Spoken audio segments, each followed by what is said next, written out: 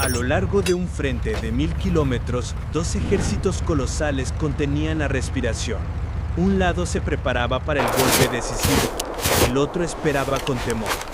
En el sur, las fuerzas del mariscal Konev estaban listas para moverse como un torbellino, pero frente a ellas, el general Heinrich, un especialista en defensa, sabía que enfrentaba una tarea imposible. La tormenta de enero no comenzó en un solo punto, sino a lo largo de todo el frente. Una ofensiva total diseñada para colapsar por completo al ejército alemán en el este. En el norte, cada metro de terreno se pagaba con sangre. Esta era una guerra de desgaste. La ofensiva del Vístula Oder tuvo éxito, pero también trajo tragedia en medio de la brutalidad. La humanidad aún titilaba. El mundo esperaba Berlín, pero Stalin ordenó asegurar primero los flancos. Prusia Oriental y Silesia vieron algunas de las batallas más sangrientas, aunque menos conocidas de la guerra. Königsberg, la capital de Prusia Oriental, se había convertido en una fortaleza masiva. Para los soldados de infantería como Pavel, era un laberinto de muerte.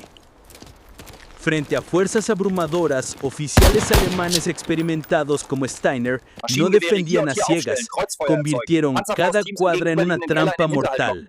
Para romper esas trampas, los grupos de asalto soviéticos también tenían que calcular cada movimiento. Era un brutal juego de ajedrez. En el sur, la batalla por Silesia era una lucha por los últimos corazones industriales del Reich. Una guerra librada en un laberinto de fábricas y minas de carbón. Las fuerzas de Konev liberaron Auschwitz, revelando al mundo y a los soldados soviéticos la magnitud total del genocidio nazi.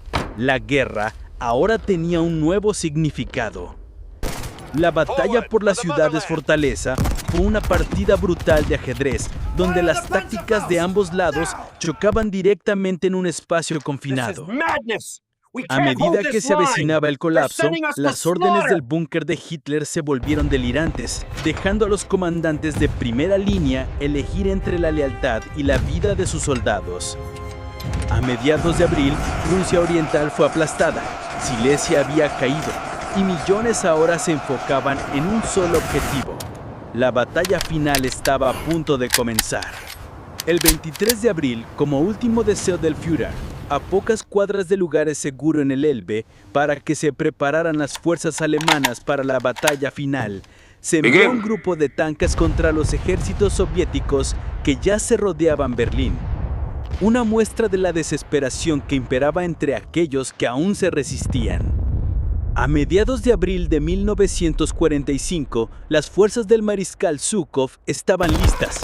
La mayor máquina de guerra de la historia se preparaba para su batalla final. Soldados como Pavel, sobrevivientes de 4 años de guerra, ya no tenían ilusiones, solo conocían la misión que les esperaba.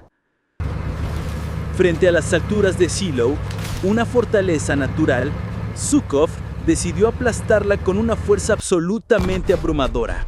Se desplegó una táctica sin precedentes, con la esperanza de cegar al enemigo.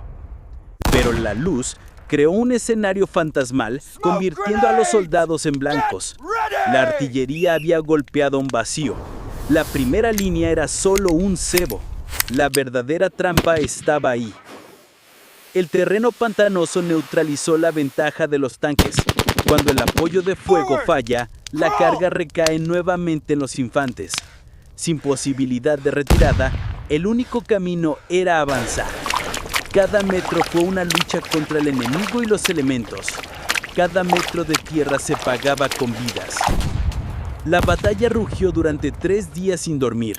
Una guerra de desgaste puro, a un costo terrible. El muro de acero de las alturas de Zielou finalmente fue roto.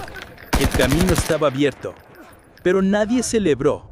Sabían que la batalla más difícil aún estaba por llegar. Ahí mismo, en la guarida de la bestia. Después de Zielou, nada podía detenerlos. El 20 de abril, en el cumpleaños de Hitler, los primeros proyectiles de artillería soviética cayeron en el centro de Berlín.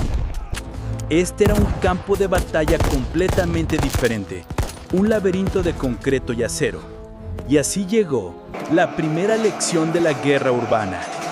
Las amplias avenidas eran trampas mortales. Los últimos defensores de Berlín eran una mezcla de veteranos endurecidos, ancianos y niños. Las tácticas tuvieron que cambiar, un edificio a la vez. En los confines de la ciudad se utilizaron las armas más brutales. En la guerra urbana, los tanques ya no eran punta de lanza, se convirtieron en artillería móvil, proporcionando fuego de pollo preciso a la infantería. Todos los ataques ahora se enfocaban en un objetivo final, no por su valor militar, sino por su simbolismo, el Reichstag. Este momento quedaría grabado en la historia, el símbolo de la victoria, el fin del fascismo.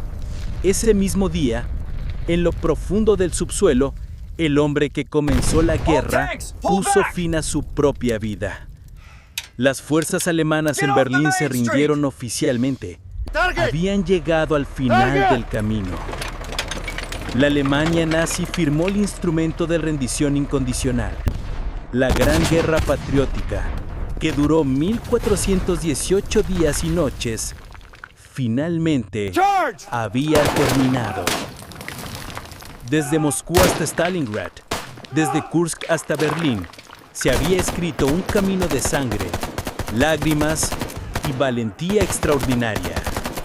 Tormenta de enero, Vístula, Oder y Prusia Oriental, 12 de 1, 2 de 2, enero de 1945. El 27 de enero de 1945. Sniper, third floor!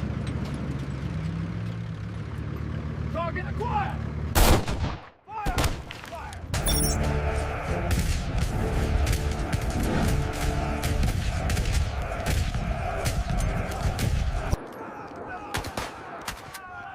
Get to the roof! Now!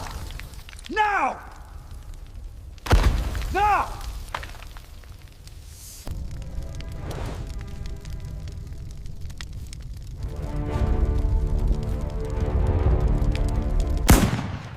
Captain, it's over. The Führer has committed suicide.